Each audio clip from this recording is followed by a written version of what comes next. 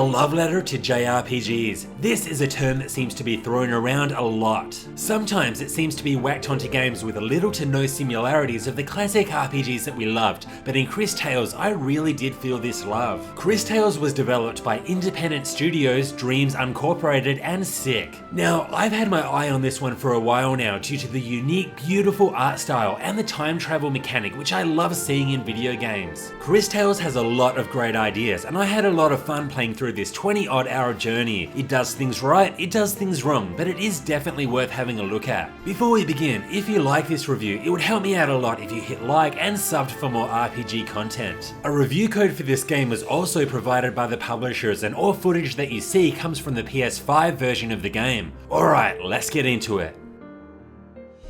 You play the role of Crisbell, a young orphan from the village of Narim. Early in the game, she is led to a cathedral by a talking frog where her time mage powers are unlocked. This allows her to see glimpses of the past and the future, and this eventually leads her on a quest to save the world. One of my favourite things about Cris Tales is how it incorporates time travel into both the storytelling and the gameplay mechanics. As you control Crisbell around the place, you will actually be able to see the past, present and future within the same screen. This is done by splitting the screen into three parts. The left side shows the past, the middle the present, and the future is on the right. Just by moving around, you'll be able to see how the environment and NPCs have changed over time, and this can be really cool. This mechanic has also been incorporated into the dungeons, which presents a variety of puzzles, often involving manipulating the past and future states of an object. As you would expect from a time travel game, there is a big emphasis on how your choices and actions affect the future. There are several instances where you can make significant story-based choices that will have large effects on the future, but there's also loads of small scale impacts too. Take this musician for instance. I donated some money to him because I'm such a nice guy, and as a result he continued this profession into the future. If I didn't do this, you can actually see that he became an assassin instead. For the most part, I really enjoyed how time travel works here, but I do think that it could have been taken to another level. For instance, you can actually send your frog sidekick into the past or future, but this wasn't implemented well at all. There are only several instances where you actually have to travel to a different time. This was almost always for main story purposes, such as to overhear some information from the past or future, or to open up a chest that wasn't there in the present. I would have loved to see more reason to travel back and forth between times, such as listening into optional conversations and providing us with additional world building. I also need to mention the controls for the different time periods. The frog moves so painfully slowly when you control him in the past or future, and often when trying to do so, you'll be hit with a screen saying that he needs to be closer to Crisbell. If you want to serve St. Clarity, you have to serve everyone. Oh? Let us ask everyone then. Should these saboteurs face justice? How should we make them pay for ruining our livelihood? Well? The unique presentation of Cris Tales is one of its most notable features. The character designs and the environments look amazing in this style, and it's something that I haven't seen before. I played this game on the PS5, and while the loading screens were frequent, they were pretty short. With that said, there have been loads of reports of unacceptable loading times on other systems, such as having to wait 10 to 15 seconds to get into a battle. This would have driven me insane, so I highly recommend playing it on either the PS5 or the PC. Next, we have the audio design. The music is fantastic, with countless tracks that fit the mood so perfectly. The voice acting and dialogue in general is also brilliant and really brings the quirky characters you meet along the way to life. Their one-liners and constant banter was always so amusing, and this really helps make the story an enjoyable ride. A fine speech? I'd give it a 6. Hey, I wrote that speech. It deserves at least an 8. We met in St. Clarity, didn't we? I'm glad you found me so memorable. I'm Phinia, wife of Azufra, the first citizen.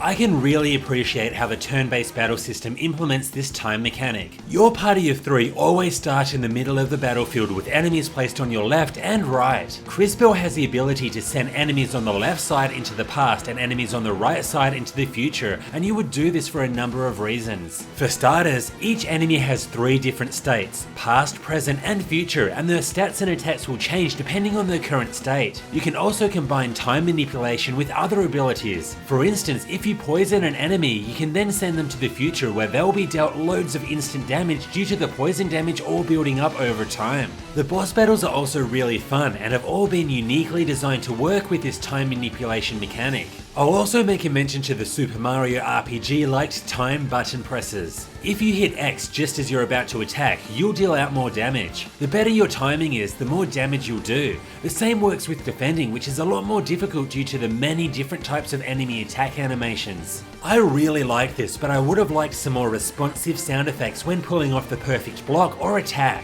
So the fundamentals here work really well, but this combat still has its fair share of issues. There are many little things like sound effects not playing when they're meant to, as well as the difficulty in selecting the correct enemy when they're on top of each other. These are all small issues, but it's the game's balance that really hinders this experience. The start of this game is brutally difficult. Battles take a long time to get through, and you have no healing abilities. Healing items are also very expensive and completely unaffordable at this point of the game. I mean, a tent costs 10,000 freaking marbles.